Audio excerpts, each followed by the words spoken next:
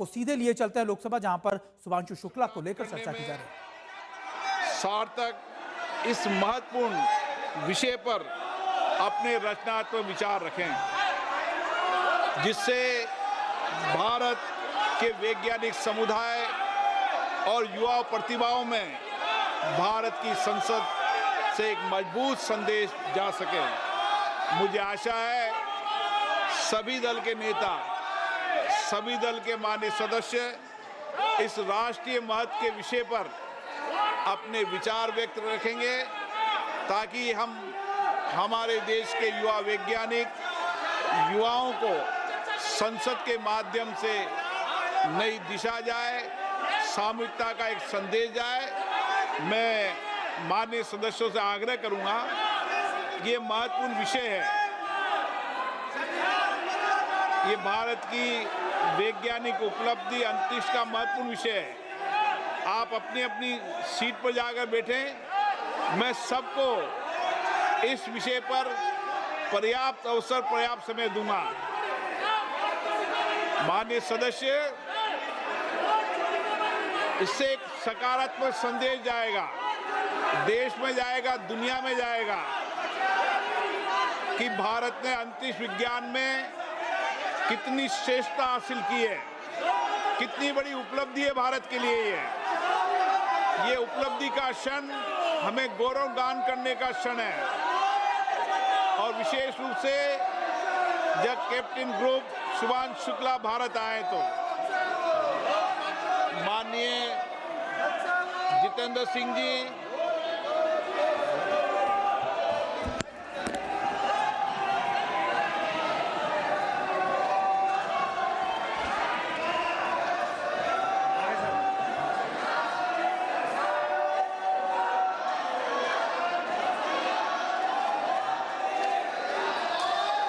आदरणीय अध्यक्ष महोदय, मुझे ये देखकर और ये कहते हुए सदस्यगण, आप सब लोग पीड़ा महसूस हो रही है। बैठिए कि ऐसे आप वक्त सब में लोग आसन पे जाकर बैठिए प्लीज। अध्यक्ष महोदय, मुझे ये देखकर और ये कहते हुए बहुत पीड़ा महसूस हो रही है कि कैसे वक्त में, जबकि मुल्क में जश्न का माहौल है, जब हर देशवासी गर्वान्वित महसूस कर रहा है, जब देश अंतरिक्ष की उपलब्धियों का उत्सव मना रहा है, तो विपक्ष हमारी अंतरिक्ष की उपलब्धियों के लिए अंतरिक्ष से जुड़े विशेषज्ञों को और वैज्ञानिकों को बधाई देने में भी असफल हैं और उसके लिए तैयार नहीं। आपकी नाराजगी सरकार के साथ हो सकती है, आपकी नाराजगी भारतीय जनता पार्टी और एनडीए के साथ हो सकती है, परंतु हैरत है, आपकी नाराजगी एक अंतरिक्ष यात्री, एक गगन यात्री के साथ भी हो सकती है। और वो एक ऐसा अंतरिक्ष यात्री जो एस्ट्रोनॉट होने के साथ साथ भारतीय वायुसेना का एक अनुशासनबद्ध सिपाही भी है। उसका ताल्लुक ना किसी राजनीतिक दल से है, ना किसी राजनीतिक पार्टी के साथ। आपको बार बार संसदीय मंत्री जी की ओर से अपील की गई, स्पीकर अध्यक्ष जी की ओर से अपील की गई, लेकिन ये अजीब मंजर है अध्यक्ष जी, आप धरती से भी नाराज हैं, आप आकाश से भी नाराज हैं और आज आप अंतरिक्ष से भी नाराज दिखते हैं।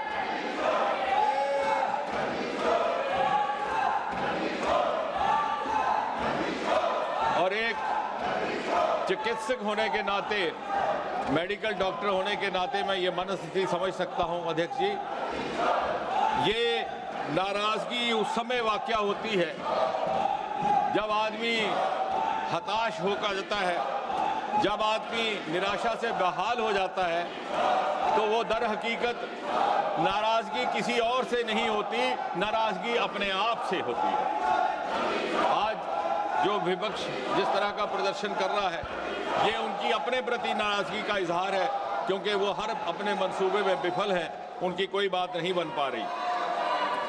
फिर भी मैं अपनी बात रखने से पहले, ताकि कहीं ये संदेश ना जाए कि हमारी ओर से पर्याप्त प्रयास ना हो, पूरी विनम्रता से सर झुका करके ये अपील करूंगा सदन के तमाम साथियों से, विपक्ष वालों से भी, कि यदि आपको सरकार का या देश का लिहाज नहीं तो कम से कम इन अंतरिक्ष की उपलब्धियां प्राप्त करने वाले विशेषज्ञों के लिए आप इस चर्चा में भाग लें, वापस आएं। अहमद फराज का एक बड़ा मशहूर शेर है कि किस किस को सुनाएंगे जुदाई का सबब हम, किस किस को सुनाएंगे जुदाई का सबब हम, तू मुझसे खफा है तो जमाने के लिए आ, और किस किस को सुनाएंगे हम तुम्हारे शोरो गुल का सबब, तू मुझसे नाराज है तो सुभाषु के लिए आ।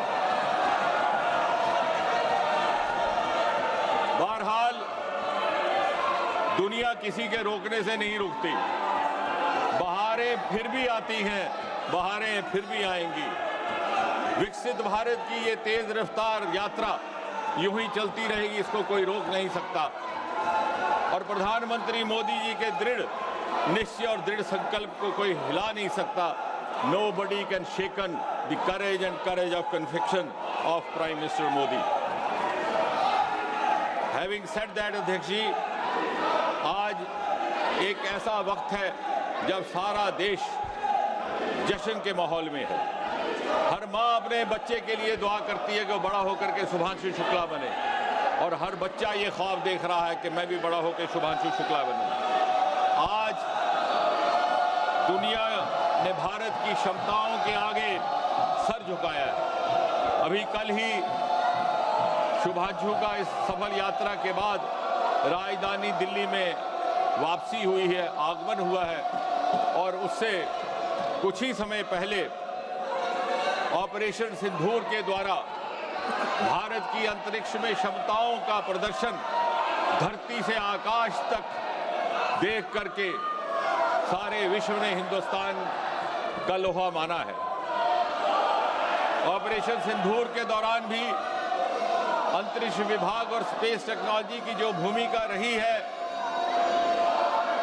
उस भूमिका को निभाने के हेतु जो टेक्नोलॉजी अपनाई गई, वो भी गत 10 वर्षों में मोदी जी की सरकार के आने के बाद ऐसा हुआ।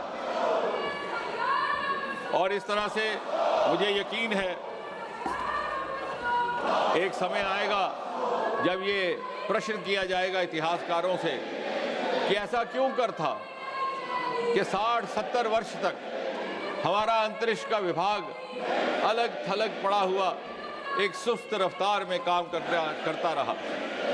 और जब उस प्रश्न का उत्तर ढूंढा जाएगा तो ये समझ में आएगा कि 26 मई 2014 में जिस दिन मोदी जी ने प्रधानमंत्री के रूप में पदभार संभाला था, एक नए अध्याय का आरंभ हुआ और अंतरिक्ष की इस यात्रा ने गति भी पकड़ी, बल भी पकड़ा, उसको ताकत भी मिली। और दूसरा प्रश्न ये भी पूछा जाएगा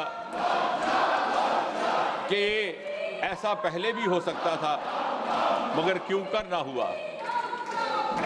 और उसका शायद ये उत्तर होगा कि हमारे देश में प्रतिभा की कमी ना थी, हमारे वैज्ञानिकों में, हमारे विशेषज्ञों में काबिलियत भी थी, योग्यता भी थी, सलाहियत भी थी, क्षमता भी थी, आंखों में सपने भी थे, दिल में अरमान भी थे, मेहनत करने का मादा भी था। लेकिन अगर कमी थी तो कमी थी उस अनुकूलता की जो नीति निर्धारकों की ओर से अपेक्षित होती है।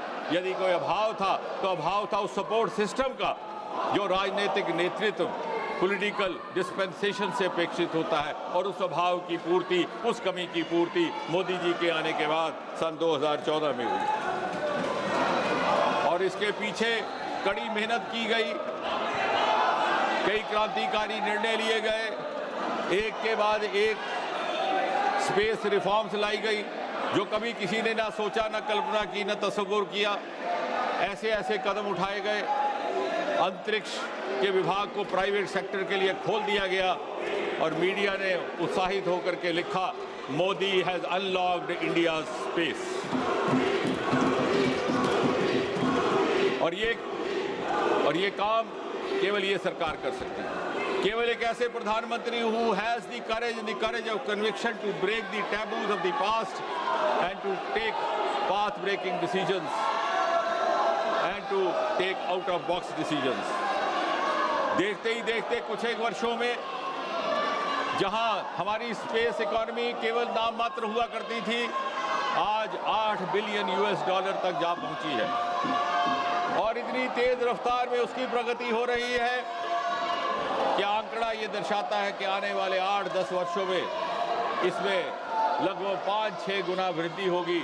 हम $45 बिलियन तक पहुंच करके देश की अर्थव्यवस्था में एक प्रमुख भूमिका निभाने के लिए तैयार होंगे. देश को चौथी दर्जे से पहले दर्जे की इकोनॉमी बनाने में एक स्पेस की एक प्रमुख भूमिका रहेगी. जहां कुछ वर्ष पहले तक किसी को यह अंदाजा ना था कि स्पेस में भी स्टार्टअप हो सकते हैं, आज वहां 300 से अधिक स्टार्टअप है और उनमें से बहुत सारे विश्व स्तरीय वर्ल्ड क्लास. आपको ये जानकर के दिलचस्पी होगी कि इसरो की विधिवत औपचारिक स्थापना सन 1969 में हुई थी और ये वो साल था जब अमेरिका ने चांद की धरती पर पहला मानव उतारा था. और हमारा